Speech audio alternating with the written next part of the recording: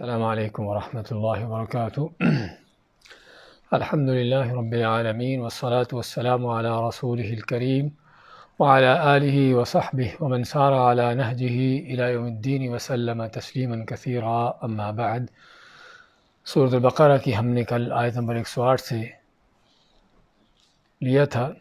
اللہ تعالیٰ کا فرمان، ام تریدون ان تسألوا رسولکم کما سئل موسیٰ من قبل، کیا تم چاہتے ہو کہ اپنے رسول سے اسی طرح سے سوال کرو کہ جس طرح کے سوال کیے گئے تھے اس سے پہلے موسیٰ علیہ السلام سے؟ تو اس آیت میں ہم نے ذکر کیا تھا مدینہ کے یہودی، ان کی سازشیں کہ وہاں کے لوگوں کو، عربوں کو جو ہے، مسلمانوں کو ایسی ایسی باتیں پڑھاتے سکھاتے اور رسول کریم صلی اللہ علیہ وسلم سے ان کے بارے میں سوالات کرنے کا حکم دیتے، کہتے کہ صرف لوگوں کو الجھانے کے لیے، گمراہ کرنے کے لیے، بھٹکانے کے لیے۔ تو اس پر اللہ تعالیٰ نے مسلمانوں کو تنبیہ کرتے ہوئے فرمایا، کیا تم چاہتے ہو کہ اسی طرح سے اپنے رسول یعنی محمد صلی اللہ علیہ وسلم سے سوال کرو جس طرح کہ موسیٰ علیہ السلام سے پہلے سوال کیے گئے تھے؟ اور وہ سوال بنی اسرائیل کے صرف اپنے تعصب اور عناد کی بنیاد پر، نہ کہ کوئی علم حاصل کرنے یا کوئی چیز معلوم کرنے کے لیے۔ اسی فرمایا، وَمَن يَتَبَدَّلِ الْكُفْرَ بِالْإِيمَانِ فَقَدْ ضَلَّ سَوَاءَ السَّبِيلِ، اور جو ایمان کے بدلے کفر کو لے لے، بے شک وہ سیدھی راہ سے بھٹک گیا، گمراہ ہو گیا۔ اور ایمان کے بدلے کفر کو لینے کا معنی کہ بے جا اور بے مقصد سوال کر کے اپنے اوپر سختی کر لینا، اللہ تعالیٰ کی طرف سے احکامات کو بدل دینا، جس کے بارے میں ہم نے حدیث ذکر کی تھی کہ آپ صلی اللہ علیہ وسلم کا فرمان ہے کہ سب سے بڑا مسلمانوں میں سے مجرم وہ ہے، مسلمانوں کے حق میں، کہ جس کے سوال کرنے کی وجہ سے وہ چیز جو حلال تھی وہ حرام ہو جاتی ہے۔ ود کثیر من اہل الکتاب، دلی چاہت اور دلی تمنا ہے بہت سے اہل کتاب کی، یہود و نصارہ کی، لو یردونکم من بعد ایمانکم کفارا، کہ کاش کہ وہ تم کو تمہارے ایمان کے بعد کفر کی طرف لوٹا دیں، کافر تم کو بنا دیں، حسدا من عند انفسہم، اپنے دلوں کے حسد کی وجہ سے، من بعد ما تبین لہم الحق، اس کے بعد کہ جب ان کے پاس حق واضح ہو گیا، ان کے لیے حق واضح ہو گیا، جس میں اس بات کا بیان ہے کہ کافر دشمن یہود و نصارہ ہوں یا دوسرے دشمن ہوں، ان کی مسلمان سے دشمنی نہ کہ صرف مالی اور جانی لحاظ سے ہے، بلکہ اس کی سب سے بڑی دشمنی جو ہے اس کے دین اور عقیدے کی اس بنیاد پر ہے، اور چاہتا ہے کہ وہ کافر چاہتا ہے کہ مسلمان کسی نہ کسی طریقے سے اپنے دین سے بھٹک جائے، گمراہ ہو جائے اور کافر ہو جائے۔ اور یہ ہے حقیقت میں کسی سے دشمنی کا سب سے بڑا انداز۔ اگرچہ مالی طور پر کسی کا نقصان کرنا بھی بعض اوقات دشمنی کا انداز ہوتا ہے، جانی طور پر بھی نقصانات ہوتے ہیں دشمنوں کی طرف سے، لیکن سب سے بدترین دشمن وہ ہے کہ جو آپ کا دین بگاڑتا ہے۔ مال برباد کرنے والا، جانی نقصان کرنے والے نے صرف آپ کی دنیا کا کوئی نقصان کیا ہوگا، لیکن جو آپ کا دین بگاڑتا ہے، اصل بدترین دشمن یہ ہے کہ جو ہمیشہ ہمیش کی آخرت کو برباد کرتا ہے۔ تو اس لیے اللہ تعالیٰ ان کافروں کا، ان دشمنوں کا، اہل کتاب ہوں یا دوسرے ہوں، ان کی دشمنی کا انداز بیان کرتے فرماتا ہے کہ ان کی دلی تمنا اور چاہت ہے کہ تم کسی نہ کسی طریقے سے راہ ہدایت سے بھٹک کر کافر ہو جاؤ، اور یہ ان کا کام اس لیے نہیں کہ واقعی ہی سمجھتے ہو کہ تم گمراہ ہو اور وہ خود سچے ہیں، بلکہ صرف اور صرف حسدا من عند انفسہم من بعد ما تبین لہم الحق، صرف اور صرف ان کے دلوں میں جو حسد اور بغض ہے، اور حالانکہ وہ جانتے بھی ہیں کہ حق اور سچ کیا ہے۔ فاعفوا واصفحوا حتی یاتی اللہ بامرہ، تو اللہ فرماتا ہے کہ پھر ان کو معاف کرو، ان سے درگزر کرو حتیٰ کہ اللہ تعالیٰ اپنا حکم لائے۔ تو اللہ تعالیٰ کا حکم لانے کا معنی کہ اللہ تعالیٰ کی طرف سے جہاد کا حکم آئے، کہ جو اسی صورت میں اللہ نے دوسری آیتوں میں اس کا ذکر کیا ہے۔ تو اس وقت جو ہے پھر ایسے ظالموں کا ان کا حساب لیا جائے، اور دین کی دشمنی کے جو ان کے انداز ہیں اس کا بدلہ لیا جائے۔ اور اس میں عموماً اس بات کی تعلیم ہے کہ دشمنوں کے، شیطانوں کے پروپیگنڈے ان کی سازشیں ان پر نظر رکھنے کی ضرورت ہے، ان کو جاننے کی ضرورت ہے، لیکن اس میں الجھنے کی ضرورت نہیں ہے کہ آدمی ان میں الجھ کر اپنا اصل کام چھوڑ دے۔ ہاں، یہ چیز نہیں ہے، بلکہ کیا ہے کہ ایسے بے ایمانوں کو ان کے حال پر چھوڑو اور اپنا جو ایمان کا دین کا تمہارا کام ہے اس پر تم چلتے رہو، اس پر جاری رہو۔ ان اللہ علی کل شیء قدیر، اللہ تعالیٰ نے ان ظالموں سے بدلہ لینے کے لیے اپنی قدرتوں کا بیان کیا کہ اللہ تعالیٰ ہر چیز پر قادر ہے، اور اس پر بھی قادر ہے کہ ایسے ظالموں سے پورا ان کا حساب دنیا کے اندر ہی لے لے، آخرت سے پہلے۔ وَأَقِیمُوا الصَّلَاةَ وَآتُوا الزَّکَاۃَ، اور اسے فرمایا کہ تمہارا کرنے کا کام تم وہ کرو، وہ کیا ہے؟ نماز قائم کرو اور زکوٰۃ دو۔ وَمَا تُقَدِّمُوا لِأَنفُسِکُم مِّن خَیْرٍ، اور جو بھی تم اپنے لیے پیش کرتے ہو، من خیرن، کوئی نیکی بھلائی، تجدوہ عند اللہ، اس کو پاؤ گے تم اللہ کے پاس، کہ جس میں اس بات کا بیان ہے کہ مسلمان کو اللہ سے اپنا تعلق مضبوط کرنے کی ضرورت ہے، کیونکہ جس قدر اللہ سے تعلق مضبوط ہوگا اسی قدر اللہ تعالیٰ کی مدد نصرت ہوگی، اللہ کی حفاظت ہوگی، ایمان عقیدے کے لحاظ سے مسلمان کی، اور کافر کو اور ظالم و دشمن کو اللہ تعالیٰ خود ہی غارت کرنے والا ہے۔ اور ساتھ یہ بھی تنبیہ کی کہ تم جو بھی نیکی کرتے ہو اس کا فائدہ تم کو خود کو اپنے آپ کو ہے، اللہ تعالیٰ کو اس کا کچھ فائدہ نہیں، اور جو بھی نیکی کرتے ہو، چھوٹی ہو بڑی ہو، کس طرح کی خیر و بھلائی ہو، اللہ کے ہاں محفوظ ہے، اور اللہ کے ہاں اس کا عظیم اجر تم کو ملنے والا ہے۔ ان اللہ بما تعملون بصیر، بے شک اللہ تعالیٰ جو تم کرتے ہو اس کو پوری طرح دیکھ رہا ہے۔ وقالوا لن يدخل الجنة الا من كان هودا او نصارى، یہود و نصارہ کی مزید قباحتیں بیان کرتے فرمایا کہ کہا ان یہودیوں اور عیسائیوں نے کہ نہیں داخل ہوگا مگر وہی جو یہودی ہوگا یا عیسائی ہوگا، یعنی کہ دونوں ہی کہتے تھے کہ یہودی عیسائی داخل ہوں گے، بلکہ یہودی کہتے کہ صرف یہودی داخل ہوں گے، اور عیسائی اپنے آپ کو جنتی بناتے اور دونوں ایک دوسرے کو گمراہ قرار دیتے، جس طرح کہ الیاتوں میں آ رہا ہے۔ تو ان کا دعویٰ تھا کہ جنت میں صرف یہی لوگ داخل ہوں گے۔ اللہ ماتا تلک امانیہم، یہ صرف ان کی آرزویں، ان کی باتیں ہیں۔ قل ہاتوا برہانکم ان کنتم صادقین، کہہ دیجئے کہ لاؤ پھر اپنی کوئی دلیل حجت، ان کنتم صادقین، اگر تم سچے ہو واقعی اس دعوے میں۔ بلا، کیوں نہیں، ہاں جنت میں داخل ہوں گے، لیکن کون داخل ہوگا؟ کسی فرقے جماعت کی بات نہیں ہے، اور کسی لیبل اور نام کی بات نہیں ہے، بلکہ بات جو ہے یہاں پر عمل کیا اور اخلاص کی ہے۔ تو من اسلم وجہہ للہ، کہ جس نے جھکا لیا، مطیع کر لیا اپنے چہرے کو، اپنے آپ کو اللہ کے لیے، وہو محسن، اور وہ نیکوکار بھی ہو، کہ جس میں دو چیزوں کا بیان آیا جو عبادت کی دو بڑی شرطیں ہیں، اور دو شرطیں کیا ہیں؟ کہ عبادت اللہ کے لیے خالص ہو، اور اللہ کے نبی صلی اللہ علیہ وسلم کے دیے ہوئے طریقے پر ہو۔ تو اللہ تعالیٰ ان دونوں شرطوں کا بیان کرتے فرماتے کہ جو بھی اپنے آپ کو اللہ کے لیے خالص کر لیتا ہے اور اللہ کے لیے عبادت نیکی کرتا ہے اس طریقے پر جو اللہ نے دیا ہے، تو اس کے لیے پھر کیا ہے؟ فَلَهُ أَجْرُهُ عِنْدَ رَبِّهِ، اس کے لیے اس کا اجر و ثواب ہے اس کے رب کے پاس۔ یہاں پر بھی اس اجر و ثواب کے محفوظ ہونے کا بیان، اور عند ربہ کے معنی مزید کے اندر اس اجر کے بہت بڑا ہونے کا بیان۔ وَلَا خَوْفٌ عَلَيْهِمْ وَلَا هُمْ يَحْزَنُونَ، اور نہ ان کے لیے کوئی ڈر خوف ہوگا مستقبل کے بارے میں، اور نہ ہی وہ یحزنون غم کھائیں گے، کسی سابقہ گزرے ہوئے چیز پر پریشان ہوں گے یا غم کھائیں گے، کو حسرت افسوس ہوگا۔ آگے پڑھتے ہیں۔ اعوذ باللہ من الشیطان الرجیم، وقالت اليهود ليست النصارى على شيء وقالت النصارى ليست اليهود على شيء وهم يتلون الكتاب كذلك قال الذين لا يعلمون مثل قولهم فالله يحكم بينهم يوم القيامة فيما كانوا فيه يختلفون ومن أظلم ممن منع مساجد الله أن يذكر فيها اسمه وسعى في خرابها أولئك ما كان لهم أن يدخلوها إلا خائفين لهم في الدنيا خزي ولهم في الآخرة عذاب عظيم ولله المشرق والمغرب فأينما تولوا فثم وجه الله إن الله واسع عليم وقالوا اتخذ الله ولدا سبحانه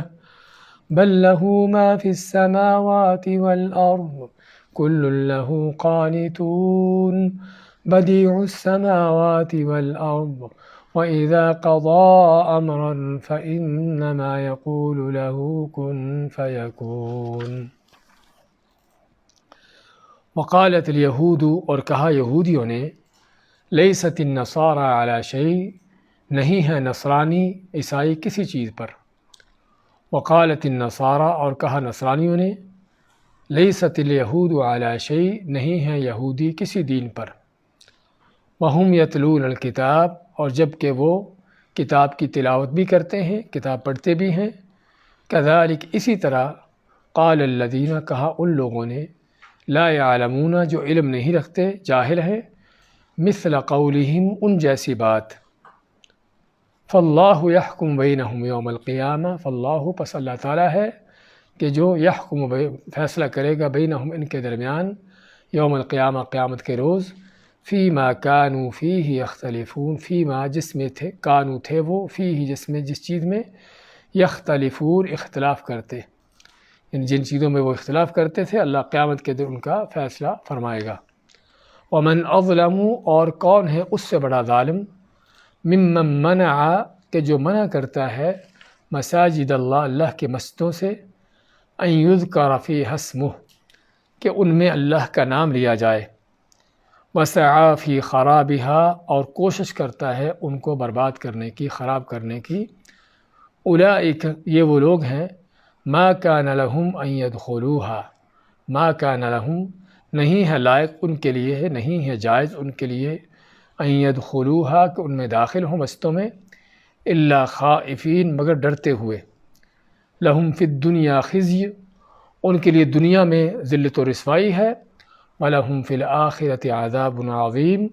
اور ان کے لیے آخرت میں بہت بڑا عذاب ہے. وَلِلَّهِ الْمَشْرِقُ وَالْمَغْرِبُ، اور اللہ ہی کے لیے مشرق اور مغرب ہیں. فَأَيْنَمَا تُوَلُّوا فَثَمَّ وَجْهُ اللَّهِ، پس جس طرف بھی تم رخ کرو ادھر ہی اللہ کا چہرہ ہے. ان اللہ، بے شک اللہ تعالیٰ، واسع، بہت وسعت والا ہے،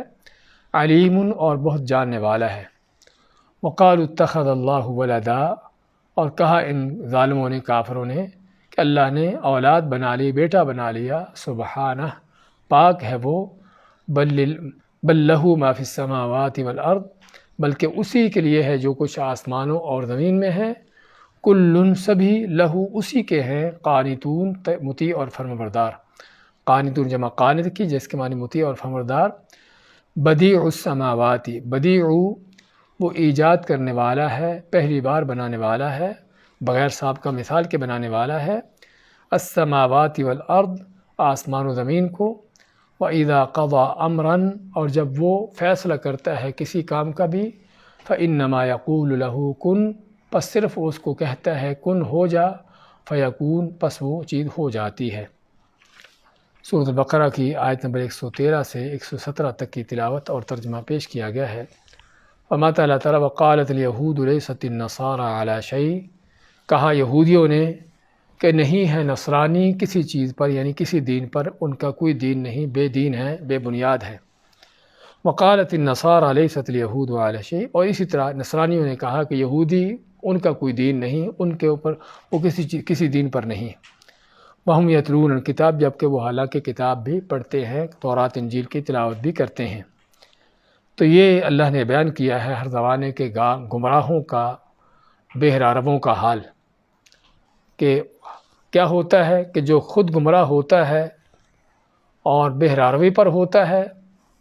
اس کو دوسرے بھی اپنے ہی جیسے گمراہ نظر آتے ہیں. اپنے آپ کو سچا صاحب بتاتا ہے، اپنے آپ کو حق پرست کہتا ہے، اور دوسروں کو، سبھی کو گمراہ کہتا ہے. اور اس کا گمراہ کہنا بھی کسی بنیاد پر یا کسی دلیل پر نہیں، بلکہ صرف اور صرف اپنی ذاتی من گھڑت، اس کی ہر درمی، صرف اور صرف، اس سے بڑھ کر نہیں. تو اسی طرح یہودی عیسائی بھی، حالانکہ ان کے پاس تورات اور انجیل، اللہ کی طرف سے آسمانی کتابیں موجود تھیں، اب نہیں ہیں لیکن تھیں ایک وقت میں کہ جو موسیٰ علیہ السلام عیسیٰ علیہ السلام کی طرف سے ملی تھیں، اور موسیٰ اور عیسیٰ علیہ السلام کی تعلیمات بھی ان کے پاس تھیں، اور دونوں ہی کتابیں ایک دوسرے کو سچ اور حق بھی بتاتی تھیں۔ اور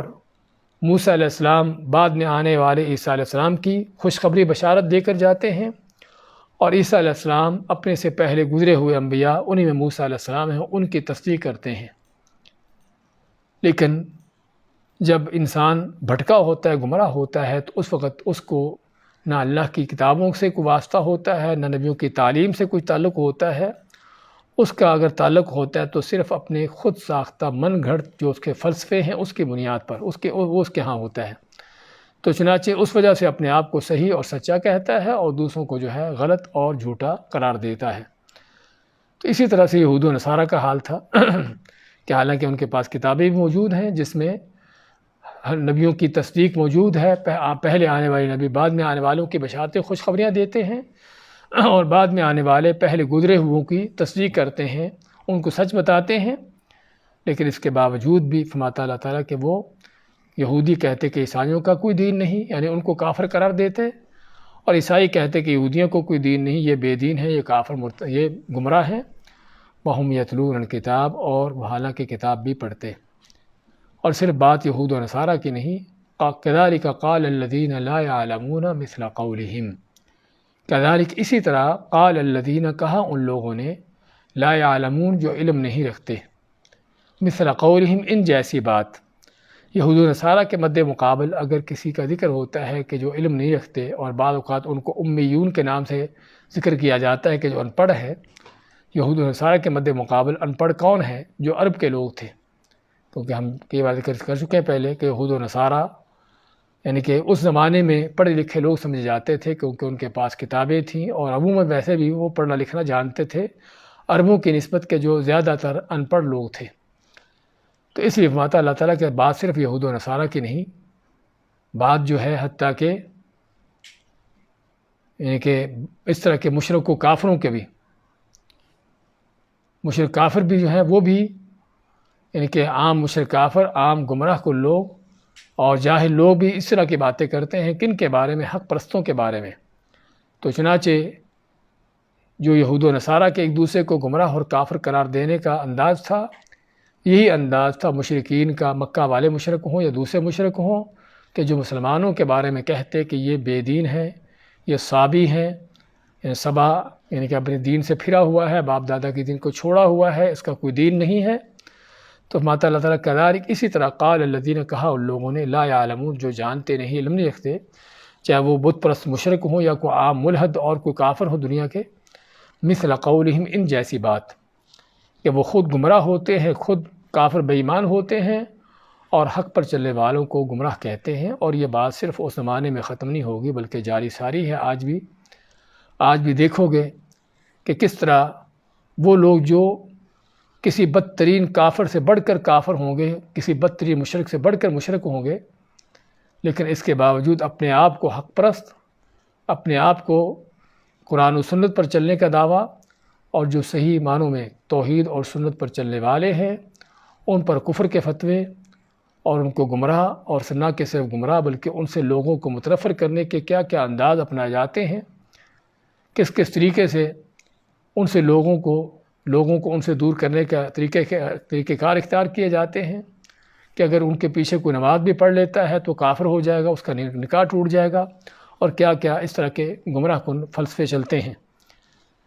تو یہ ہے انداز ہر دور کے جاہلوں کا، گمراہوں کا، کہ جو اپنے آپ کو صحیح سچا بتاتے ہیں اور دوسروں کو گمراہ کہتے ہیں، اور وہ بھی کسی بغیر دلیل اور کسی بغیر بنیاد کے۔ ہاں لوگ سچے اور جھوٹے ہوتے ہیں، کوئی حق پر ہوتا ہے، کوئی باطل پر ہوتا ہے، حقیقت ہے، اس میں کوئی شک نہیں، لیکن یہاں پر جن کی بات ہو رہی ہے وہ ان کی بات ہو رہی ہے کہ جو خود باطل پر ہوتے ہیں لیکن حق پرستوں کو باطل پرست کہتے ہیں یا ان کو کافر کہتے ہیں، ان کا بیان ہوتا ہے۔ اور مسلمانوں کے اندر بھی جب سے فرقے جماعتیں شروع ہوئیں، ہاں اس وقت سے لے کر یہی سلسلہ چلا آ رہا ہے۔ ہاں جب تک فرقے جماعتیں نہیں تھیں، مسلمان قرآن و سنت کے دین پر تھے،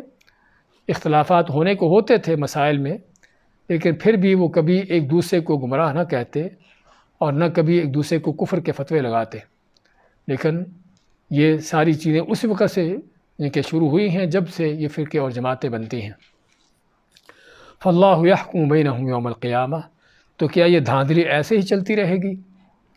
کہ جو جس کو چاہے گمراہ کہہ دے، جس کو چاہے کافر بنا دے اور خود اپنے آپ کو حق پرست بنا کے بیٹھا رہے؟ کیا ایسے ہی معاملات ہمیشہ کے لیے چلتے رہیں گے؟ اللہ تعالیٰ فرماتا ہے فاللہ یحکم بینہم یوم القیامہ، پس اللہ تعالیٰ فیصلہ کرے گا ان کے درمیان قیامت کے دن، فیما کانوا فیہ یختلفون، جن باتوں میں یہ اختلاف کرتے تھے، کیونکہ اصل فیصلے کا دن وہ ہے۔ حتیٰ کہ اللہ نے اس کو یوم الفصل کا نام دیا ہے کہ اصل فیصلے کا دن ہے وہ۔ ہاں، اس دن ساری جو ہے وہ الجھنیں ختم ہو جائیں گی۔ اور بھی کہ کسی شاعر نے کہا ہے کہ جب گرد و غبار جھٹ جائے گا، ختم ہو جائے گا، ہاں اس وقت تمہیں پتہ چلے گا کہ تو گھوڑے پر سوار ہے کہ گدھے پر سوار ہے۔ آج قبر پرست، مشرک اور بدترین قرآن و سنت کے دشمن، اپنے آپ کو حق پرست کہنے والے، اپنے آپ کو صحیح اور اپنے آپ کو مومن کہلانے والے، قیامت کے دن ان کو پتہ چلے گا کہ وہ کون تھے اور کہاں پر تھے اور کس رستے پر تھے، اور جن کو وہ کافر قرار دیتے تھے وہ کون تھے، ان کی حقیقت کیا تھی۔ تو یہ دھاندلیاں ایسے نہیں چلتی رہیں گی ہمیشہ کے لیے، قیامت کے دن فیصلے ہو جائیں گے۔ ہاں، فیصلے تو ہو جائیں گے قیامت کے دن اور ہر چیز کھل جائے گی، واضح ہو جائے گی، لیکن اس دن کے فیصلوں کے بعد پتہ چلنا کہ کون کیسا ہے، یہ بات مشکل ہے۔ کیونکہ اس دن اگر پتہ چلا کسی کو کہ میں جس پر تھا یہ باطل تھا، گمراہی تھی، یہ شرک تھا، بدعات تھی، اور جس کو میں گمراہ کہتا تھا، کافر کہتا تھا، وہی حق پرست تھا، اگر اس دن اس چیز کا انکشاف ہوا تو اس دن پھر اس انکشاف کے بعد علم تو ہو جائے گا، پتہ تو چل جائے گا، لیکن اس کا نتیجہ کیا ہے کہ ہمیشہ ہمیشہ کی جہنم ہے۔ اس لیے ضرورت ہے آج ہی ان چیزوں کو پہچان لینے کی۔ لیکن پہچانی کیسے جائیں؟ ہاں، یہ بہت بڑی وہ چیز ہے جسے سمجھنے کی ضرورت ہے۔ آج ہر کوئی کہتا ہے کہ ہم کدھر جائیں، کوئی سمجھ نہیں آتی، کوئی کچھ کہتا ہے، کوئی کچھ کہتا ہے، تو بس ٹھیک ہے، جہاں کوئی لگا ہے، صحیح لگا ہے، جو کرتا ہے بس ٹھیک ہے، کرتے چلے جاؤ۔ یعنی جیسے کہ اللہ کا دین نعوذ باللہ کو اندھیر نگری ہے اور اس میں کچھ پتہ ہی نہیں چلتا کیا صحیح کیا غلط ہے، اور اس کا معنی پھر یہ ہے کہ جس طرف کوئی جا رہا ہے ٹھیک ہے، جا رہا ہے، کوئی مشکل نہیں۔ کیا یہ معنی ہے اس کا؟ ایسی چیز نہیں ہے، بلکہ اللہ کا دین، نبی اکرم صلی اللہ علیہ وسلم فرماتے ہیں ترکتکم علی المحجۃ البیضاء لیلھا کنہارھا، میں تم کو ایسے کھلے واضح روشن رستے پر چھوڑ کر جا رہا ہوں کہ جس کی رات بھی دن کی طرح روشن ہے۔ دن تو روشن ہوتا ہی ہوتا ہے، اس کی رات بھی، اگر رات سے مراد اگر کوئی اس میں ایسی کوئی چیز ہے کہ جس میں معمولی قسم کا کوئی الجھاؤ بھی ہو سکتا ہے تو وہ بھی واضح اور روشن ہے۔ تو یہ ہے اللہ کا دین۔ اور قرآن کریم کے ہم کتنی ہی آیات میں پڑھتے ہیں، بینات کھلی دلیلیں، واضح چیزیں،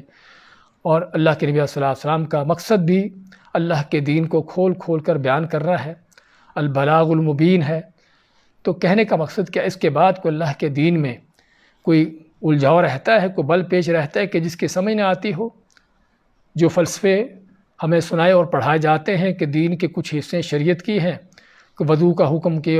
یہ نماز کے احکامات جو علماء جانتے ہیں، اور کچھ طریقت کی ہیں کہ جو ہمارے پہنچے ہوئے پیر اور ہمارے بزرگ جانتے ہیں، کہ جس کو کوئی دوسرا نہیں جانتا۔ کیا دین کے اندر کوئی ایسے اندھیر نگریاں ہیں، کوئی ایسے بل پیچ ہیں؟ ایسی کوئی چیز نہیں ہے۔ اللہ کا دین سبھی کے لیے برابر اور سبھی کے لیے واضح اور روشن ہے۔ ہاں، الگ بات ہے کسی کو اس کا علم زیادہ ہے، کسی کو اس کا علم تھوڑا ہے، اور حتیٰ کہ نبی کریم علیہ السلام نے یعنی ان چیزوں کو کھل کر بیان کیا، اور سبھی صحابہ کے لیے ہر چیز کو کھل کر بیان کیا۔ علی رضی اللہ تعالیٰ عنہ، جو کہ آپ صلی اللہ علیہ وسلم کے رشتہ دار بھی ہیں، آپ کے داماد بھی ہیں، آپ کے بہت قریبی بھی ہیں، اور سارا کچھ آپ سے ان کا گہرا تعلق ہے، کسی کو اس بات کا وہم ہوا کہ شاید چونکہ علی رضی اللہ تعالیٰ عنہ اہل بیت میں سے ہے، ان کو کوئی خاص چیزیں ملی ہوں جو باقی لوگوں کو نہ بتائی گئی ہوں، تو سوال کیا کسی نے ان سے کہ اللہ کے نبی صلی اللہ علیہ وسلم نے تم کو کوئی خاص ایسی چیزیں دی ہیں جو لوگوں کو نہ دی ہوں، لوگوں کو نہ بتائی ہوں؟ تو اللہ کی قسم کھا کے فرماتے ہیں کہ اللہ کی قسم کوئی ایسی چیز نہیں کہ جو ہمیں دی گئی ہو خاص طور پر اہل بیت کو اور دوسروں کو نہ بتائی گئی ہو۔ پھر فرماتے ہیں کہ میرے پاس ایک حدیث ہے، میں تم کو سنا دیتا ہوں، شاید کہ کسی نے وہ نہ سنی ہو۔ وہ حدیث جب سناتے ہیں تو اس حدیث میں کیا پتہ چلتا ہے کہ زکوٰۃ کے احکامات ہیں، دیت کے احکامات ہیں، اور اس طرح کے وہ جو مسائل احکام جس کو ہمارے گمراہ کن ملا شریعت کا نام دیتے ہیں، تو علی رضی اللہ تعالیٰ عنہ وہ شریعت کے مسائل اور احکام اس حدیث کے اندر بیان کرتے ہیں کہ شاید کسی کو یہ حدیث سننے کو نہ ملی ہو، اور میں نے آپ سے یہ حدیث سنی ہے۔ اور ہوتا تھا ایسا کہ نبی اکرم صلی اللہ علیہ وسلم بعض اوقات کوئی حدیث بیان فرماتے، کوئی صحابہ ہوتے جو سن لیتے، اور جو صحابہ وہاں پر نہ ہوتے ان کو وہ سنائی نہ دیتی، نہ سن پاتے، اور اسی لیے بعض اوقات صحابہ کرام کو کسی اہم اور بڑی مشہور حدیث کا بھی علم نہ ہوتا کہ اللہ کے نبی صلی اللہ علیہ وسلم کا یہ فرمان ہے، کس لیے کہ ان تک نہیں پہنچی۔ تو خیر بات کرنے کا میرا مقصد ہے کہ اللہ کے دین کے اندر کوئی الجھاؤ کو بل پیچ نہیں ہے کہ جو ہمیں اس طرح کے فلسفے پڑھائے اور سکھائے جاتے ہیں، ایسی کوئی چیز نہیں۔ اللہ کا دین واضح ہے اور کھلا اور دو ٹوک ہے اور دوپہر کے دن کی طرح روشن ہے، اس میں کوئی الجھاؤ، کوئی اندھیر نگری نہیں ہے کہ آدمی کو پتہ نہ چلے کہ وہ کدھر جائے۔ ہاں پتہ کیوں نہیں چلتا؟ پتہ اس لیے نہیں چلتا کیونکہ دین کی طرف آنے کی کوئی توفیق ہی نہیں ہے، کہ قرآن و سنت کی بات کو سننے کی توفیق ہی نہیں ہے، اس کے لیے کوئی فرصت نہیں ہے اپنی دنیا داری سے، اپنی مادہ پرستی سے، کہ فرصت اس سے ملے، کوئی قرآن کی آیت پڑھوں، کو اس کا ترجمہ سیکھوں، کوئی حدیث پڑھ کے اس کا معنی دیکھوں۔ ہاں اس بات کی فرصت ہی نہیں ہے، اس لیے کہتے ہیں کہ پتہ نہیں چلتا کہ کدھر جائیں۔ ہاں دنیا کے معاملات میں ہم کو اچھی طرح پتہ ہوتا ہے کہ ہم نے کدھر جانا ہے، کس لیے؟ کیونکہ بڑے مادہ پرست ہیں، بڑے دنیا کے یعنی کہ بڑے دنیا کے جو ہے وہ ماہر ہیں، عالم ہیں، جاننے والے ہیں دنیا کے معاملات کو، اس لیے ہمیں اس میں ہر چیز کا پتہ ہوتا ہے۔ لیکن جب دین کی بات آتی ہے تو بس ٹھیک ہے، جدھر کوئی چل رہا ہے چلے، تو یہ بات نہیں۔ اس لیے کہ اس سے پہلے کہ کل قیامت کے دن فیصلے ہوں اور وہاں پر جھوٹ سچ کا پتہ چلے، اور پھر پتہ چلے کہ میں تو جھوٹا تھا، میں تو غلط تھا، باطل پر تھا، اور جس کو میں غلط اور باطل بس کہتا تھا وہی سچا تھا، ہاں اس دن پتہ تو چل جائے گا، لیکن فیصلہ جہنم کا ہوگا، تو اس وقت اس کو چیز کو جاننے کا کوئی فائدہ نہیں ہوگا۔ تو اس لیے فائدہ آج ہے کہ ہم قرآن و سنت کو پڑھ کر سمجھ کر دیکھ لیں، سمجھ لیں کہ ہم کہاں پر جا رہے ہیں، کس طرف جا رہے ہیں۔ ہم نے جو رستہ طریقہ اختیار کر رکھا ہے واقعی جنت کو جانے والا ہے کہ جہنم کو جانے والا ہے۔ ہمارے ملا، ہمارے پیش رو ہمیں جس طرف لے جا رہے ہیں، کہ واقعی ہی جنت کے رستے کی طرف لے جا رہے ہیں یا کہ جہنم کی طرف ہم کو ہانک رہے ہیں۔ آج ضرورت ہے آنکھیں کھول کر ان چیزوں کو پہچان لینے کی۔ ومن اظلم ممن منع مساجد اللہ ان یذکر فیہا اسمہ، اور کون ہے اس سے بڑا ظالم کہ جو منع کرتا، روکتا ہے اللہ کی مسجدوں سے، ان یذکر فیہا اسمہ، کہ اس میں اللہ کا نام لیا جائے، وسعی فی خرابہا، اور ان کو خراب برباد کرنے کی کوشش کرتا ہے۔ پہلی بات تو اللہ نے قرآن کریم میں یہ پہلا لفظ ہے، پہلا جملہ ہے کہ جس میں کسی دنیا کے کائنات کے سب سے بڑے ظالم اور سب سے بڑے مجرم کا ذکر کیا ہے، اور وہ کون ہے؟ کہ جو اللہ کی مسجدوں سے منع کرتا ہے۔ اور منع کرنے کے مختلف انداز ہوتے ہیں۔ ایک منع کرنے کا وہ انداز تھا جو ابو جہل کا تھا، کہ بیت اللہ میں لوگوں کو آنے سے روکنا، لوگوں سے مراد یعنی ایمان والوں کو، توحید پرستوں کو، اور کوئی اگر آتا کوئی توحید کی بات وہاں پر کرتا تو اس کو مار پیٹ ہوتی۔ تو ایک تو وہ انداز جو ابو جہل کا ہے، اور آج بھی یہ انداز جاری ساری ہے کہ ڈنڈے اور تلوار اور اسلحے کے زور سے، طاقت کے زور سے جو ہے مسجدیں بند کی جاتی ہیں، لوگوں کو اسے روکا جاتا ہے، اور تاکہ جو ہے اللہ کے گھر بند رہیں اور نہ کوئی یہاں پر آ کے عبادت کرے اور نہ لوگوں کا اللہ کے ساتھ کوئی تعلق قائم ہو۔ اور یہ سابقہ زمانوں سے لے کر چلا آیا ہے، پہلی شریعتوں کے اندر بھی، موسیٰ علیہ السلام کے حوالے سے بھی، فرعون اور اس کے قوم کا ظلم۔ تو اللہ مانتا ہے کہ ان سے بڑے ظالم کون ہیں کہ جو اللہ کی مسجدوں سے روکتے ہیں۔ بات کرنے سے روکنے کا ایک انداز تو ڈنڈے کا زور ہے، طاقت کا زور ہے، اور دوسرا منع کرنے کا، روکنے کا انداز جو اس سے بھی زیادہ خطرناک ہے، وہ کیا ہے؟ کہ جو گمراہ کن قسم کے شبہات اور گمراہ کن قسم کی تعلیمات کے ذریعے سے ہے۔ وہ تعلیمات چاہے انہی مسجدوں کے اندر ہی ہوتی ہوں یا مسجدوں سے باہر کسی کالج یونیورسٹی میں ملتی ہوں۔ ہاں مسجدوں کے اندر بھی جو مسجد اللہ کے گھر ہیں، وَأَنَّ الْمَسَاجِدَ لِلَّهِ، اللہ فرماتا ہے سورۃ الجن میں کہ مسجدیں صرف اللہ کے لیے ہیں۔ فَلَا تَدْعُوا مَعَ اللَّهِ أَحَدًا، پس اللہ کے ساتھ کسی کو مت پکارو۔ تو جن مسجدوں کا حق ہی صرف اللہ کی عبادت کے لیے ان کو قائم کیا جانا ہے،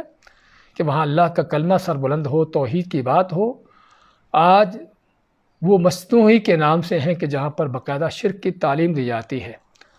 بلکہ مسجد کی بنیاد ہی شرک پر رکھی جاتی ہے۔ یہ مسجد کون سی ہے؟ فلاں فلاں کسی اپنے بڑے بزرگ کے نام سے منسوب کر کے اس کی مسجد ہے، اور صرف بات بزرگ کی نہیں ہے، ہاں بڑوں کی طرف نسبتیں کرنا کوئی غلط بات نہیں ہے، بشرطے کہ بڑے جو ہیں وہ حق پر ہوں اور حق کے ساتھ ہی ان کی اتباع کی جائے۔ لیکن یہاں پر بات ان کی ہو رہی ہے کہ جن کو اللہ کے مقابلے میں مشکل کشا حاجت روا ان کو رب بنایا ہوتا ہے، تو اپنے بنائے ہوئے معبود و ربوں کی طرف جو ہے وہ مسجدیں منسوب ہوتی ہیں۔ بنیاد ہی مسجد کی اس چیز پر رکھی جاتی ہے، اور پھر اس مسجد کے اندر ہر طرح کا شرک، ہر طرح کی گمراہی اس کو پھیلایا، اس کو سنایا پڑھایا جاتا ہے۔ اور آپ سبھی ان چیزوں کو اچھی طرح جانتے ہیں کہ ہمارے گمراہ کن اس طرح کے لوگ جو ہیں ان کی مسجدوں میں خطب و جمعوں کے اندر کیا بیان ہوتا ہے؟ ہاں بیان ہوتا ہے کہ اللہ سے ہٹ کر کون ہے کہ جو آپ کے مشکلیں حل کرنے والے ہیں، اللہ سے ہٹ کر کون ہے کہ جو آپ کے حاجت روا ہیں۔ ان کے قصے کہانیاں، ان کی کرامتیں، ان کے جھوٹے سچے واقعات لوگوں کو سنا کر اللہ سے ہٹا کر دوسروں سے جوڑا جاتا ہے۔ اب وہاں پر قرآن و سنت سے ہٹا کر لوگوں کو دوسروں کی تعلیمات سکھائی جاتی ہیں کہ فلاں نے یہ کہا اور اللہ نے یہ کہا، اور وہ بڑے عالم تھے، بڑے امام تھے وقت کے، ان کی بات کبھی غلط نہیں ہو سکتی۔ ہاں قرآن و سنت تو چھوڑا جا سکتا ہے لیکن ان کی بات نہیں چھوڑی جا سکتی۔ ہاں یہ باقاعدہ تربیت ہوتی ہے، جس تربیت کا نتیجہ پھر کیا ہوتا ہے؟ ہاں اس تربیت کا پھر نتیجہ یہ ہوتا ہے کہ اس تربیت کو پانے والا اس کے ہاں قرآن کی بات کو ٹھکرانا آسان ہے، لیکن اپنے کسی بڑے کی بات آ جائے تو اس کو قبول کرنا ہے ہر قیمت۔ اللہ کی بات کو وہ تو اس کو چھوڑنا یعنی کہ آسان ہے، بلکہ اللہ کی توحید کا سننا اس کے لیے ناگوار ہوتا ہے۔ اور اللہ کے سوا جب اوروں کی باتیں آتی ہیں ہاں تو وہاں پر اس کا دل بڑا جمتا ہے، بڑا خوش ہو کے بیٹھتا ہے۔ یہ کس چیز کا نتیجہ ہے؟ اسی تربیت کا نتیجہ ہے جو ہمارے اس طرح کے گمراہ کو لوگوں کی طرف سے حاصل ہوتی ہے، کہ جہاں پر اللہ سے ہٹا کر لوگوں کو بندوں سے جوڑا جاتا ہے، قرآن و سنت سے لوگوں کو پھیر کر جو ہے وہ لوگوں کی باتوں پر چلانے اور اس پر چلنے کی تربیت دی جاتی ہے۔ اور اس لیے اس تربیت کو پانے والا طالب علم جو ہے پھر وہ زندگی بھر اس کا یہی مشن رہتا ہے کہ میں نے کس طرح اپنے بڑوں کی بات کو منوانا ہے اور کس طرح قرآن و سنت کی تعویلیں کر کے اس کو ٹھکرانا ہے۔ اور یہ کام کسی مندر میں نہیں ہو رہے، کسی چرچ میں نہیں ہو رہے، یہ کام انہی جگہوں پر ہو رہے ہیں جن کو ہم مدرسوں کا، مسجدوں کا نام دیتے ہیں۔ تو بات کر رہے تھے کہ مسجدوں سے روکنا صرف ڈنڈے کے زور سے نہیں ہے، صرف طاقت کا ابو جہل جیسا انداز ہی نہیں ہے، بلکہ وہ یہ انداز بھی ہیں کہ توحید کے خلاف شرک پھیلا کر، سنت کے خلاف بدعات پھیلا کر، اور لوگوں کو جو دین حق ہے، آسمان سے آنے والی وحی ہے، اس سے ہٹا کر لوگوں کی باتوں پر لگا کر چلا کر ہاں وہ کام کرنا جو اصل شیطان کا مقصد ہے۔ تو اس لیے فرماتا اللہ تعالیٰ کہ اس سے بڑا کون ظالم ہے کہ جو اللہ کی مسجدوں سے روکتا ہے ان یذکر فیہا اسمہ، کہ اس میں اللہ کا نام لیا جائے، چیز ہے کہ اللہ کی توحید کا بیان ہو، وہاں پر اوروں کی باتیں ہوتی ہیں، چیز ہے کہ وہاں پر نبی اکرم صلی اللہ علیہ وسلم کی سنت کو سکھایا پڑھایا جائے، اس پر تربیت ہو، وہاں پر دوسروں کی باتیں ہوتی ہیں۔ وسعی فی خرابہا، اور مسجدوں کو برباد خراب کرنے کی کوشش کرتا ہے، ظاہری طور پر بھی ان کو گرا کر، ان کو تالے لگا کر، اور مانوی طور پر بھی کہ اس میں شرک و کفر اور بدعات گمراہیاں پھیلا کر۔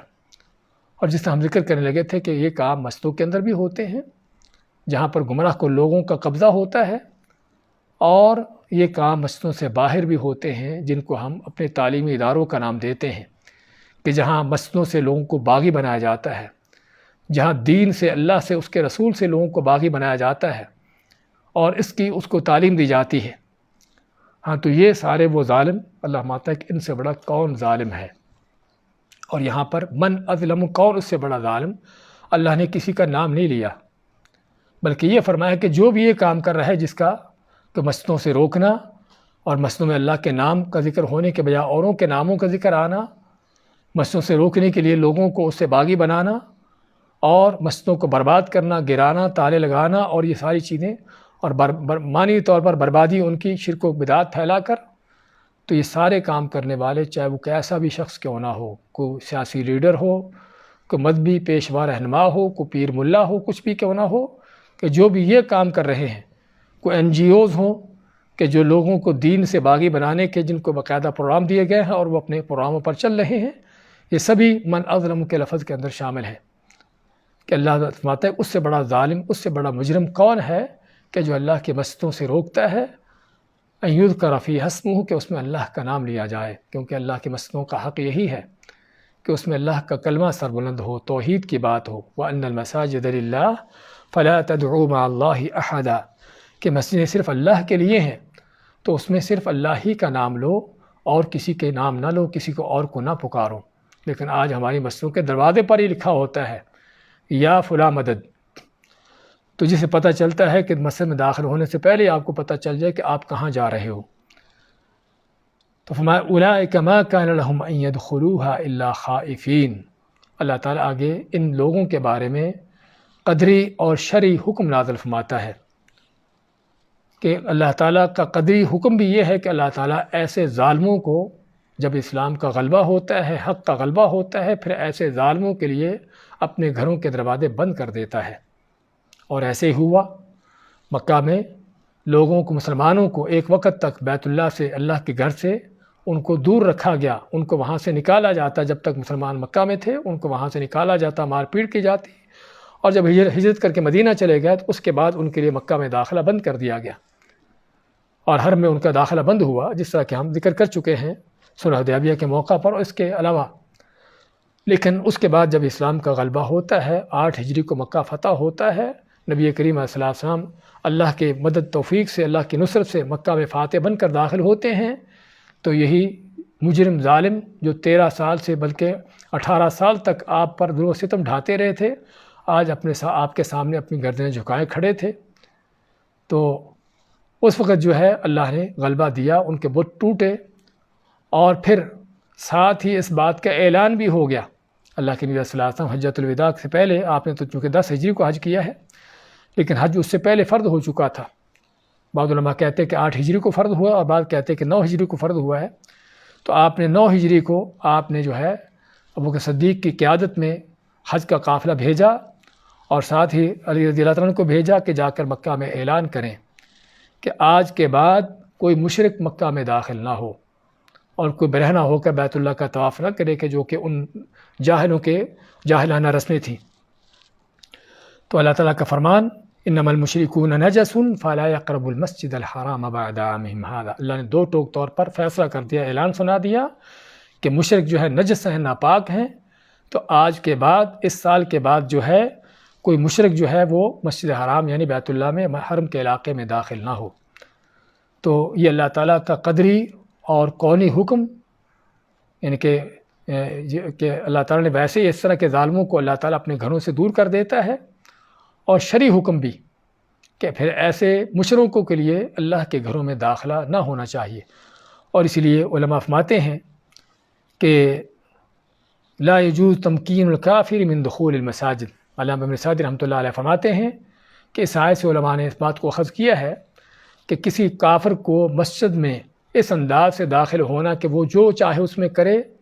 اس بات کی اجازت نہیں ہونی چاہیے۔ ویسے تو کسی عام مسجد میں، مسجد حرام میں تو داخلہ منع ہے کافر کا کلی طور پر، لیکن کسی عام مسجد میں کسی مصلحت کے پیش نظر، کسی مقصد کے پیش نظر کافر کو داخل کیا جا سکتا ہے، لیکن مسلمانوں کی نگرانی میں، ان کی آنکھوں کے سامنے، کہ تاکہ وہ یہ نہ ہو کہ جو وہاں پر چاہے اپنی بدماشی یا خباثت کرنا چاہے تو کرنے کا اس کو موقع نہ مل سکے۔ تو یہ معنی اللہ تعالیٰ کے فرمان کا، اولئک ما کان لہم، ایسے ظالموں کو حق نہیں ہے، ان یدخلوها، کہ وہ داخل ہوں ان مسجدوں میں، الا خائفین، مگر ڈرتے ہوئے، کیونکہ جب پتہ ہے کہ اسلام کا غلبہ ہے اور حق کا غلبہ ہے، اور میں مشرک ہوں، میں گمراہ ہوں، میں اگر داخل ہوں گا تو پکڑا جاؤں گا، اور پھر اس انداز سے ڈرتے ہوئے، چھپتے چھپاتے ہوئے داخل ہوں۔ اور اللہ کے فضل سے، جسے ہم نے ذکر کیا ہے کہ جب تک اسلام کا غلبہ رہا ہے اور مسلمان اپنے دین کے ساتھ رہے ہیں اور اب دین کے ساتھ ہی اپنی عزت محسوس کرتے رہے ہیں، اس وقت تک مشرک کا، کافر کا یہی حال تھا کہ وہ اللہ کے گھروں میں اس کا داخلہ بند تھا، اور داخل بھی اگر ہوتے تھے تو مجرم قیدی کے انداز سے یا مسلمانوں کے انڈر، کہ اس کو جو چاہتا وہ نہ کر پاتا۔ اسی ضمن میں پڑھ رہا تھا کہ دمشق کی جامع مسجد ایک وقت تھا کہ جب محلہ ایک طرف تھا اور بازار جو ہے مسجد کے دوسری طرف تھا، تو لوگوں کو، چونکہ مسجد بہت بڑی ہے،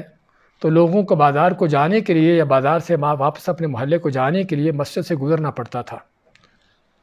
تو مسجد کے جو سرپرست تھے انہوں نے مسجد کے رکھوالی کے لیے، انتظام کے لیے وہاں پر پہرے دار مقرر کیا ہوا تھا کہ مسجد میں کوئی کافر داخل نہ ہو۔ اب چونکہ وہاں پر کافر بھی رہتے تھے تو اگر کسی کافر کو رستہ پار کرنا ہوتا تھا تو اس کو کہا جاتا تھا کہ کسی مسلمان کو اپنے ساتھ لے کر آ، کہ وہ مسلمان تیری ذمہ داری لے اور تجھے مسجد پار کروائے تو تب تو جا سکتا ہے۔ ہاں، تو یہ تھا ان کا مجرموں کی، ان کافروں ظالموں کی ذلت خواری کا حال جب مسلمان اپنے دین پر قائم تھے، اور جب دین کو چھوڑ بیٹھے اور دین سے دور ہٹ گئے تو نہ کہ صرف مسجدیں بلکہ ان کے جو سب سے مقدس ترین جگہ ہیں وہ بھی ان کے ہاتھوں سے جاتی رہیں۔ بیت المقدس جیسی، مسجد اقصیٰ جیسی، وہ بھی چیزیں ان کے ہاتھوں سے جاتی رہیں، اور یہ اللہ کا وعدہ ہے۔ اللہ کی مدد نصرت اسی وقت تک ہوتی ہے جب بندے اللہ کے احکام پر چلتے ہیں، اور جب ان احکام کی نافرمانیاں روگردانیاں ہوتی ہیں تو پھر اللہ تعالیٰ یعنی کہ ایسے لوگوں کو نہیں دیکھتا کہ وہ کیا نام رکھتے ہیں، ان کے اوپر لیبل کیا لگا ہوا ہے۔ اللہ تو دیکھتا ہے کہ کام کیا کر رہے ہیں۔ اگر اسلام کا نام لینے والا، مسلمان کہلانے والا وہی کام کرے کہ جو باقی کافر مشرک کر رہے ہیں تو اللہ تعالیٰ کے ہاں دونوں کے اندر کوئی فرق نہیں ہے۔ تو خیر بات کر رہے تھے کہ ذلت رسوائیاں جو ہیں، فرماتا اللہ تعالیٰ لہم فی الدنیا خزی، ان ظالموں کے لیے دنیا کے اندر بھی ذلت و رسوائی ہے، جس طرح کہ مکہ کے مشرکوں کو اس ذلت و رسوائی کا سامنا کرنا پڑا، اور اس سے پہلے بھی تاریخ میں مختلف زمانوں میں جب حق کا غلبہ ہوتا ہے تو اللہ تعالیٰ ایسے ظالموں کو ذلیل و رسوا کرتا ہے۔ وَلَهُمْ فِي الْآخِرَةِ عَذَابٌ عَظِيمٌ، اور پھر آخرت میں ان کے لیے بہت بڑے عذاب ہیں۔ تو بات کر رہے تھے کہ یہ ہے کس چیز کا نتیجہ؟ اللہ کے گھروں سے روکنے کا، اللہ کے گھروں کو تباہ کرنے کا، خراب کرنے، برباد کرنے کا نتیجہ، چاہے وہ بربادی ان کی ظاہری اور حصی طور پر ہو، اللہ کے گھروں کو گرانے کا، بند کرنے کے انداز سے، یا ان کی بربادی مانوی طور پر ہو جو ظاہری اور حصی بربادی سے کہیں بڑھ کر ہے۔ ہاں، حصی بربادی، ظاہری بربادی، مسجد گرا بھی دی گئی تب بھی پوری روئے زمین اللہ کے گھر، اللہ کی مسجد ہے، کوئی مشکل نہیں ہے، لیکن اصل جو بربادی ہے وہ مانوی بربادی ہے کہ اب لوگوں کو توحید سے ہٹا کر شرک پر چلا دیا جاتا ہے، قرآن و سنت سے ان کو پھیر کر ان کے ہاتھوں میں اپنی اپنی کتابیں تھما دی جاتی ہیں ان کو گمراہ کرنے کے لیے۔ ہاں، یہ مانوی بربادی کہ جس بربادی کی بنیاد پر آج مسجدیں چھنی ہیں، اور بیت المقدس اور مسجد اقصیٰ جیسی، نہ کہ صرف وہ بلکہ وہ مسجدیں جو ہزارہ سال سے مسلمان کی ان کی جاگیر رہی ہیں، ان کے پاس تھیں، ہاں وہ اس پر ملیچ ہندو اور کافر اس پر قابض ہو کے بیٹھتا ہے۔ کس وجہ سے؟ کیونکہ ان مسجدوں کے متولی کون ہیں کہ جو انہی ہندوؤں جیسے مشرک ہیں، ان کے متولی کون ہیں کہ جو انہی کافروں جیسے اس طرح کے خیالات اور عقیدے رکھتے ہیں۔ تو اللہ تعالیٰ کے ہاں کوئی فرق نہیں کہ اپنے آپ کو ہندو کہلاتا ہو یا اپنے آپ کو کوئی دوسرا نام دے کر کوئی اور کہلاتا ہو، جب دونوں کا کام ایک ہی طرح کا ہے، شرک کا ہے، صرف ناموں کا فرق ہوگا درمیان میں، تو پھر اللہ تعالیٰ کے ہاں کوئی دونوں ایک حیثیت سے ہے، دونوں کے اندر کوئی فرق نہیں ہے۔ اور حقیقت بھی یہی ہے۔ آج بہت سے وہ جو اسلام کے دعوے دار ہیں، اسلام کے نام لینے والے، کہ جن کا اسلام اور دین رسم و رواج کا، بدعات کا، شرک کا، ان چیزوں کا دین بنا ہوا ہے، ہاں ان کے دین کو جا کر دیکھو اور ہندوؤں کے کبھی ان کو دیکھو تو صرف ناموں کا وہاں پر فرق نظر آئے گا، وہاں پر حقیقتیں ایک ہی ہیں۔ تو اس لیے مایا اللہ تعالیٰ نے کہ ایسے لوگوں کے لیے دنیا کے اندر ذلت رسوائی ہے۔ آج امت مسلمہ پر ذلت رسوائی کی سب سے بڑی وجہ یہ ہے کہ اللہ کے دین سے روگردانی، توحید کو چھوڑ کر شرک، سنت سے ہٹ کر بدعات، اور اللہ کی مسجدوں کو حتیٰ کہ اس چیز سے پاک نہ رکھا، اللہ کی مسجدوں کو ان گمراہ کن اور اپنے گناہوں ان مقاصد کے لیے استعمال کیا گیا، شرک پھیلانے کے لیے، بدعات پھیلانے کے لیے۔ تو یہ ذلت رسوائیاں اسی وجہ سے ہیں۔ لہم فی الدنیا خزی، ان لوگوں کے دنیا میں ذلت و رسوائی ہے، وَلَهُمْ فِي الْآخِرَةِ عَذَابٌ عَظِيمٌ، اور ان کے لیے پھر آخرت میں بہت بڑا عذاب ہے۔ ہاں، اس سے بڑھ کر عذاب کیا ہوگا؟ ایک آدمی صرف خود کفر پر ہے، خود گمراہی پر ہے، اور ایک وہ بدبخت ہے کہ جو اوروں کو بھی گمراہ کر رہا ہے، ان کے لیے بھی حق کے راستے بند کر رہا ہے، ان کو بھی توحید و سنت سے روک رہا ہے۔ ہاں، تو اس کے لیے کس قدر عذاب ہوگا وہ قیامت کے دن ان کو پتہ چلے گا۔ فَمَا وَلِلَّهِ الْمَشْرِقُ وَالْمَغْرِبُ، اور اللہ ہی کے لیے مشرق اور مغرب ہے۔ اور للہ کے لفظ پہلے آنا اس بات کی دلیل ہے کہ خاص صرف اللہ کے ہیں، اور کوئی شک نہیں کہ مشرق اور مغرب نہیں بلکہ پوری کائنات ہی اللہ کے لیے ہے، اور کائنات میں جو کچھ ہے وہ سبھی کا سبھی اللہ کا ہے۔ تو وللہ، اور صرف اللہ ہی کے لیے ہے، المشرق والمغرب، مشرق اور مغرب اسی کی ملکیت ہے، وہی ہر چیز کا مالک ہے، اور کسی کا اس میں نہ کوئی تصرف ہے نہ کوئی ملکیت ہے۔ اور اگر دنیا میں ظاہری طور پر کسی کو کوئی ملکیت ملی بھی ہوئی ہے تو وہ حقیقی اس کا مالک پھر بھی اللہ ہی ہے۔ تو مشرق و مغرب اللہ کے ہیں، وہی ان کا مالک، وہی ان کا خالق ہے۔ فَأَيْنَمَا تُوَلُّوا فَثَمَّ وَجْهُ اللَّهِ، بس تم جدھر بھی اپنا چہرہ پھیرو، تولو جدھر بھی تم سمت کرو، جدھر بھی اپنا چہرہ پھیرو، فَثَمَّ وَجْهُ اللَّهِ، فَثَمَّ ایک ہوتا ہے ثم، سا کے اوپر پیش کے ساتھ، جس کا معنی ہوتا ہے پھر، اور یہ ہے ثم سا کے اوپر زبر کے ساتھ، جس کا معنی ہوتا ہے کہ وہاں پر یا اس طرف، کہ جدھر بھی تم اپنا چہرہ پھیرو، جدھر بھی تم رخ کرو، فثم وجہ اللہ، ادھر ہی اللہ کا چہرہ ہے، وجہ اللہ، اللہ کا چہرہ، جو ایک معنی کیا گیا ہے، اگرچہ یہاں پر وجہ کا لفظ معنی دوسرا بھی کیا گیا ہے، ادھر ہی اللہ کی سمت ہے، اور دونوں معنی میں کوئی یعنی کہ زیادہ فرق نہیں کہ اللہ کا چہرہ ادھر ہے، اللہ کی سمت اس طرف ہے۔ تو اس میں کیا ہے، پہلی بات تو اس کی مناسبت سابقہ آیت سے کیا ہے کہ جب اللہ نے سابقہ آیت میں ان لوگوں کا ذکر کیا کہ جو اللہ کے گھروں سے مسجدوں سے روکتے ہوں اور ان کو برباد خراب کرنے کی کوشش کرتے ہوں، چاہے ظاہری بربادی ہو، خرابی ہو یا مانوی ہو، تو اس کے بعد اللہ فرماتا ہے کہ بات صرف مسجدوں کی نہیں ہے، بات اللہ کی عبادت ہے، اللہ کے لیے اطاعت ہے۔ اگر وہ مسجد میں ہو جائے کہ جو اس مقصد کے لیے تعمیر کی گئی ہے تو بہت اچھی چیز ہے، لیکن اگر مسجد نہیں بھی ہے اور ظالموں نے، دشمنوں نے مسجدوں سے روک دیا، مسجدیں بند کر دیں، تو تب بھی اللہ کی عبادت بند نہیں ہوتی۔ مسجدوں کے ویران ہونے سے اللہ کی عبادتیں ختم نہیں ہو جاتی۔ تو اس چیز کا بیان کیا وَلِلَّهِ الْمَشْرِقُ وَالْمَغْرِبُ، کہ کوئی ایک مسجد نہیں، کوئی ایک جگہ نہیں، پوری روئے زمین مشرق و مغرب سبھی اللہ کے ہیں۔ فَأَيْنَمَا تُوَلُّوا، پس جدھر بھی تم رخ کرو، فَثَمَّ وَجْهُ اللَّهِ، ادھر ہی اللہ کا چہرہ ہے، ادھر ہی اللہ کی سمت ہے۔ یعنی مقصد کیا ہے کہ مسجد میں تم کو نماز پڑھنے کا موقع نہیں ملا تو پوری روئے زمین ہی تمہارے لیے مسجد ہے۔ اگر تم کو قبلہ معلوم ہو جاتا ہے، ادھر رخ کرنا ہوگا اور قبلہ ہی کی طرف رخ کر کے نماز پڑھنا ہوگی، لیکن قبلہ معلوم نہیں ہوتا، کوشش کی معلوم کرنے کی، اپنی طرف سے کوشش کی، اس کے بعد دیکھا کہ قبلہ اس طرف ہو سکتا ہے، ادھر منہ کر کے نماز پڑھ لو، آپ کی نماز قبول ہو جائے گی۔ اور اگر کبھی دشمن کی قید میں ہیں، ظالم کی گرفت میں ہیں کہ جو تم کو نماز پڑھنے سے روکتا ہے، جس ظالم نے کسی اللہ کے بندے کو جکڑ رکھا ہے، باندھ رکھا ہے، وہ قبلہ کی طرف اپنا رخ بھی نہیں کر سکتا، تو کیا اس کی نماز ختم ہو جائے گی؟ وہ نماز اس کی چھوٹ جائے گی، عبادت اللہ کی ختم ہو جائے گی؟ نہیں، اللہ کی عبادتیں جاری ہیں۔ ایک آدمی کا رخ قبلہ کی طرف نہیں ہے، اس کو بغیر قبلہ کے بندھا ہوا ہے، وہ اسی حالت میں جدھر بھی اس کا منہ ہے ادھر ہی نماز پڑھتا رہے گا۔ فَثَمَّ وَجْهُ اللَّهِ، ادھر ہی اللہ کی سمت ہے۔ اور اس لیے جنگ و جہاد میں اس طرح کے موقعوں پر یعنی کہ قبلہ وغیرہ اس طرح کی چیزوں کو اگر اپنانا ممکن نہ ہو تو پھر یہ چیزیں ساقط ہو جاتی ہیں۔ جس طرح کہ اس کی ایک دلیلیں ہیں، انہی دلیلوں میں سے خالد بن سفیان الحذلی ایک کافر بدماش تھا کہ جو رسول کریم علیہ السلام کے خلاف لوگوں کو جمع کر رہا تھا، آپ کے خلاف لوگوں کو بھڑکا رہا تھا اور لشکر فوجیں بنا رہا تھا آپ پر حملہ کرنے کے لیے۔ تو اللہ کے نبی صلی اللہ علیہ وسلم کو جب پتہ چلا تو آپ نے عبداللہ ابن انیس رضی اللہ تعالیٰ عنہ ان کو بھیجا اس مجرم کو قتل کرنے کے لیے۔ تو چنانچہ عبداللہ ابن انیس جب اس کے پاس پہنچتے ہیں، اس کو دیکھ لیتے ہیں اور دیکھتے ہیں کہ واقعی موقع اچھا ہے اس کو قتل کرنے کا، اور ادھر سے عصر کی نماز کا وقت بھی ہو چکا تھا۔ اب ان کو یہ تھا کہ اگر عصر کی نماز پڑھنے لگتا ہوں تو ممکن ہے مجرم کہیں اور چلا جائے اور ان کے ہاتھ سے نکل جائے۔ تو چنانچہ وہ کیا کرتے ہیں کہ عصر کی نماز چلتے چلتے پڑھتے ہیں، چلتے چلتے ہی عصر کی نماز پڑھتے ہیں اور منہ رخ میں ان کا قبلہ کی طرف نہیں ہوتا، اور ایسے ہی چلتے چلتے اس تک پہنچتے ہیں مجرم تک اور جا کر اس کو قتل کرتے ہیں۔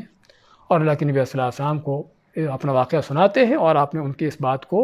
صحیح قرار دیا، جس کا معنی کیا ہے کہ اس طرح کے حالات میں، جنگ و جدال کے یا کس طرح کی مشکل حالات میں، یعنی قبلہ کی طرف رخ کرنا اگر ممکن نہ ہو بلکہ ٹھہر کر بھی نماز پڑھنا ممکن نہ ہو، تو اللہ تعالیٰ کا خود فرمان ہے فَإِنْ خِفْتُمْ فَرِجَالًا أَوْ رُكْبَانًا، کہ اگر تم کو ڈر خوف کی حالت ہو تو پھر چلتے ہوئے یا سوار جیسے بھی نماز پڑھ سکتے ہو۔ اور یہ تو ہے فرائض کی حد تک کہ فرائض میں قبلہ کی طرف رخ کرنا ہوتا ہے حد الامکان، لیکن جب اس کی طرف رخ کرنے سے روک دیا جائے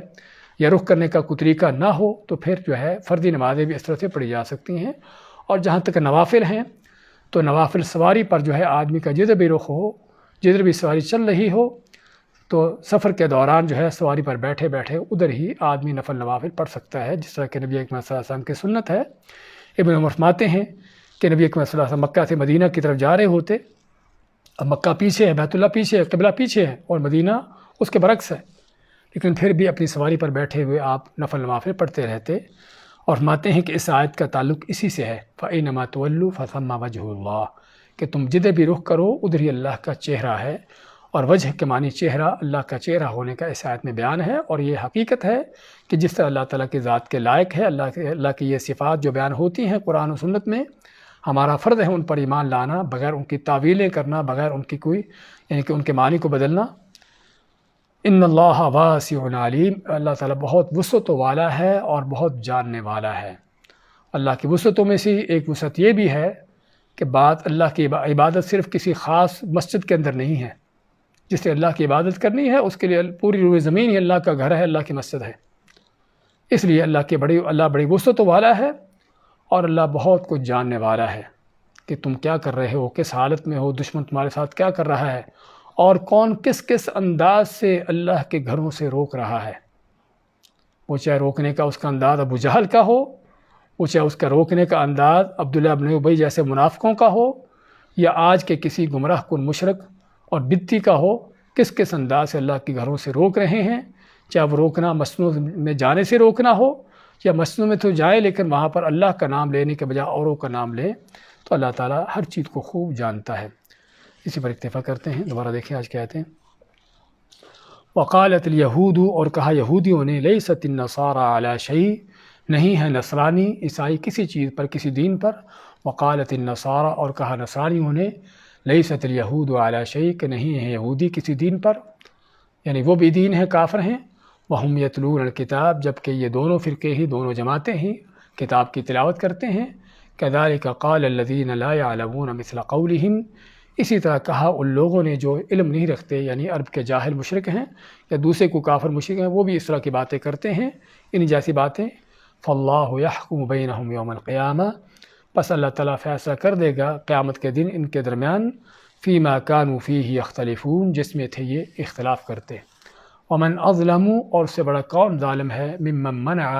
کہ جو روکتا ہے، منع کرتا ہے، مساجد اللہ، اللہ کے مسجدوں سے، ان یذکر فیہا اسمہ، کہ ان میں اللہ کا نام لیا جائے، وسعی، اور کوشش کرتا ہے، فی خرابہا، ان کو خراب برباد کرنے کی۔ اولئک، یہ وہ لوگ ہیں، ما کان لہم، نہیں لائق ان کے لیے اور نہیں جائز ان کے لیے، ان یدخلوہا، کہ داخل ہوں ان میں، الا خائفین، مگر ڈرتے ہوئے۔ لہم فی الدنیا خزی، ان کے لیے دنیا میں ذلت و رسوائی ہے، وَلَهُمْ فِي الْآخِرَةِ عَذَابٌ عَظِيمٌ، اور ان کے لیے آخرت میں بڑا عذاب ہے۔ وَلِلَّهِ الْمَشْرِقُ وَالْمَغْرِبُ، اور اللہ ہی کے لیے مشرق و مغرب ہیں۔ فَأَيْنَمَا تُوَلُّوا فَثَمَّ وَجْهُ اللَّهِ، پس تم جدھر بھی رخ کرو ادھر اللہ کا چہرہ ہے۔ ان اللہ واسع علیم، بے شک اللہ تعالیٰ وسیع علم والا ہے۔ یہ سوال ایک کیا گیا تھا، کل پرسوں کا چل رہا ہے، کہ اگر کسی دوست یا فیملی ممبر شرک اصغر میں بدعت پر مر جائے